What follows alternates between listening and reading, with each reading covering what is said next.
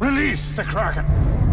दोस्तों, ये हॉलीवुड के साइंस फिक्शन मूवीज का मशहूर डायलॉग है। आप में से कई लोग क्रैकन द सी मॉन्स्टर का नाम पहली दफा सुन रहे होंगे। क्रैकन एक ऐसा मिथिकल क्रिएचर है जो अपने साइज और मॉन्स्टरस लुक की वजह से एंशिएंट कहानियों में जाना जाता था। 10th सेंचुरी में क्रैकन का खौफ इतना बढ़ गया था कि नॉर्वे और आइसलैंड के लोग समंदर में सफर करने से भी डरते थे। इस राक्षस के बड़े बड़े जहाजों को डुबाकर इंसानों को अपना शिकार बनाने की कई कहानियां मशहूर थी। जैसे दूसरे मिथिकल क्रिएचर्स का ओरिजिन इमेजिनेशन से हुआ, लेकिन क्रैकन शायद समंदर की ऐसी गहराई में मौजूद है जहां सूरज की रोशनी भी नहीं पहुंच पाती, जैसे कि मरियाना ट्रेंच। दोस्तों, आज की वीडियो में क्रैकन से रिलेटेड कुछ फैक्ट्स जानते हैं और जानते हैं ग्रीक मिथोलॉजी में किस तरह क्रैकन को पत्थर की मूर्ति बनाकर मारा गया। इस वीडियो को एंड तक जरूर देखें और ऐसे ही इंटरेस्टिंग वीडियोस के लिए इस चैनल को सब्सक्राइब करके बेल आइकन प्रेस करना ना भूलें। समंदर अपनी गहराई में कई राज छुपाए रखा है। आज जब हम दूसरे प्लैनेट्स पर पानी की तलाश कर रहे हैं, क्या आप जानते हैं हमारे प्लैनेट पर मौजूद ओशंस का सिर्फ 5% हिस्सा ही हम एक्सप्लोर कर पाए हैं। समंदर बहुत डीप होने के साथ साथ बहुत अनप्रेडिक्टेबल है।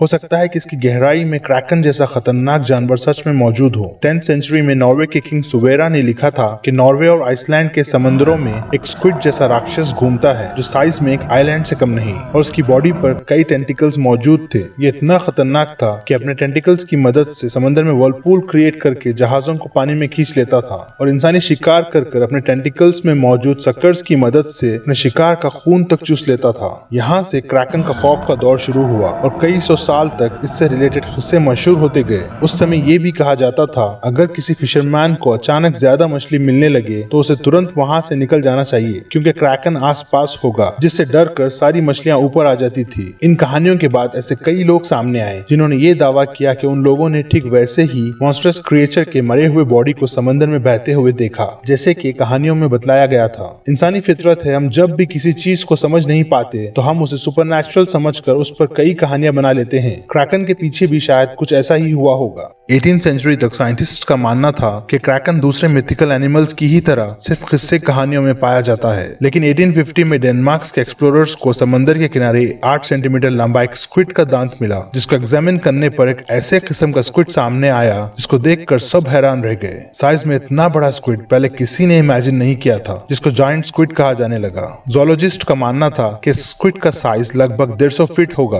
कंपैरिजन के तौर पर देखा जाए तो ये साइज एवरेज पैसेंजर प्लेन का होता है। तो आप खुद सोच कर देखिए वो स्क्विड कितना बड़ा होगा। ये तो सिर्फ एक्सपर्ट्स का अंदाजा था। हो सकता है समंदर के डीपेस्ट पार्ट मरियाना ट्रेंच की गहराई में 200 या 300 फीट के स्क्विड्स भी मौजूद हो। इस हादसे के बाद साइंटिस्ट को लगने लगा कि जायंट स्क्विड ही समंदर के राक्षस क्रैकन के पीछे की सच्चाई है, जिसे उस जमाने में लोगों ने देखकर क्रैकन का नाम दे दिया। जायंट स्क्विड की अगर बात की जाए तो ये अंधेरे समंदर में ठंडे एनवायरनमेंट में रहना पसंद करते हैं। ये एक शाई किस्म का सी क्रिएचर है जो बहुत कम ही समंदर की सतह पर आता है, इसलिए हम इसके बारे में ज्यादा कुछ नहीं जानते और इसे बहुत कम ही स्पॉट किया गया है। लिटरेचर की माने तो क्रैकन डीप ओशंस में कैद है, ऐसी गहराई में जहां पानी का प्रेशर इतना ज्यादा होता है कि सेकेंड्स में इंसानी ईयरड्रम्स और लंग्स फट जाएं। लेकिन जब क्रैकन रिलीज किया जाएगा तो ये अपने साथ तबाही लेकर आएगा और सिटीज की सिटीज तबाह कर देगा। ये आइडियोलॉजी तो फिक्शनल लगती है, लेकिन लोगों ने इसे बहुत पसंद किया, इसलिए आज भी क्रैकन सी मॉन्स्टर को मूवीज और वीडियो गेम्स में दिखाया जाता है।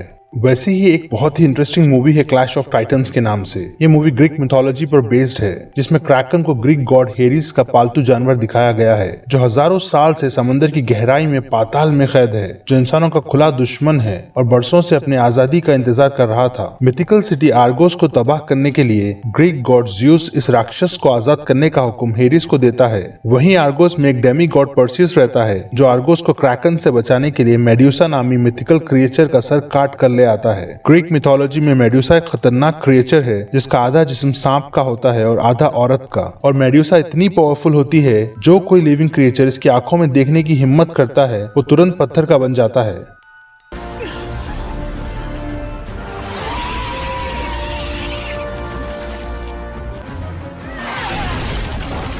पर्सियस किसी तरह मेड्यूसा का सर काट कर ले आता है और क्रैकन के सामने दिखाकर उसे पत्थर में बदल देता है। इस तरह आर्गोस बहुत बड़ी तबाही से बच जाता है। दोस्तों, ये तो था क्रैकन का मिथिकल एंगल, लेकिन मुझे लगता है कि क्रैकन कुछ और नहीं बल्कि एक जायंट स्क्विड ही है। उस जमाने में सौदागर कई महीनों समंदर का सफर करके जब अपने देश वापस लौटते तो अपने साथ अजीब व गरीब किस्से कहानियां ले आते। उसी में से एक किस्सा क्रैकन का भी था होगा, जो डॉक्यूमेंट होते होते एक समुद्री राक्षस में बदल गया। इस बारे में आपको क्या लगता है? क्या ये सच में कोई मिथिकल क्रिएचर था जिसके बारे में मॉडर्न साइंस आज तक नहीं जान पाई? अपनी राय कमेंट सेक्शन में जरूर बताएं। दोस्तों, आप देख सकते हैं इंटरेस्टिंग वीडियोस अपने एंड स्क्रीन पर। अगर आपको ये वीडियो पसंद आए तो सब्सक्राइब करके लाइक्स और शेयर जरूर करें। मिलते हैं अगले टॉपिक के साथ। Till then stay safe.